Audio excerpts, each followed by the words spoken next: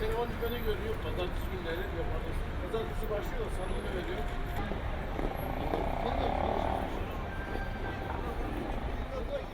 Vallahi bilmiyorum da yani şu anda zaten ortalık çok Nizanim lê niha rewş pir tevlî heve. Ez biriya internetê dişopînim lê ka çi karê me bi Sûriyê ketiye. Ciwanên Sûriyeyê dibêjin Tirkiye xweş e. Erê, ma çima wisa nebêjin? Ji ber ku pere diçe berî kawan. Ez ji ciwanên Sûriyê re dibêjim. Herin û parastina welatê xwe bikin. Çima leşkerên me li wir şehîd dibin? Suriye açısından ya bunlar sıkıntılı işler. Şimdi orada bir halk tarafından seçilmiş. Mijara Sûriye tevlî heve. Ez duwê baweriye deme ku li Sûriye hikûmetek heye. Ev hikûmete bi dengên xelkê Sûriye hatiye hilbijartin. û hikûmeteka meşrû rewa ye. Operasyonên Sûriye û Rûsyayê ne li dijî xelkê sivîlin.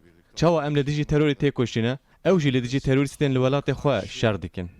Şimdi tabii Türkiye'nin dış politikasını bizim çok detaylarına kadar bilme gibi bir şeyimiz Em siyaseta derveya Türkiye bi temamî nizanin.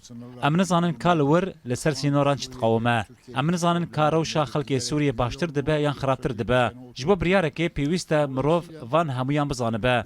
Yan na biya min divê zivistana sir û sermayê de operasyonek nehêsane û gelek zerarên wê hene. Ji ber wê ez dixwazim baştiyane were çareserkirin. çok zayiatlı olacağını düşünüyorum. Onun için çok daha iyi, barışçıl bir yolla çözülmesinden yanayım.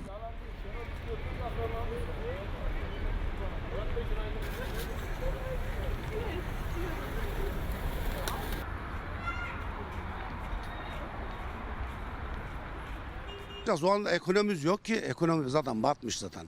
Tiştek bi navê aboriyê nemaye. Aborî têk çûye. Her tişt pir biha ye. Ez xanenîşînim.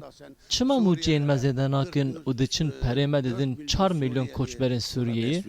Ekonomi çok zor durumda. Bu bir gerçek.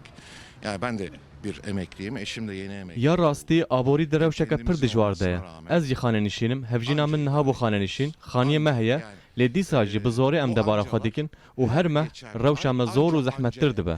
Ez nikarim bêjim aborî baş e. Ekonominin iyi olduğunu asla söyleyemem. 3-5 senede Türkiye'nin 4-5 sale ji ber hin babetên ji dervê Tirkiye diqewin aboriya me xirab bûye. Pirsgirêk hene û aboriya me birîndar e. Mijarên serbazî pir buha hene. Xerciyên eskerî barê budceyê giran dikin.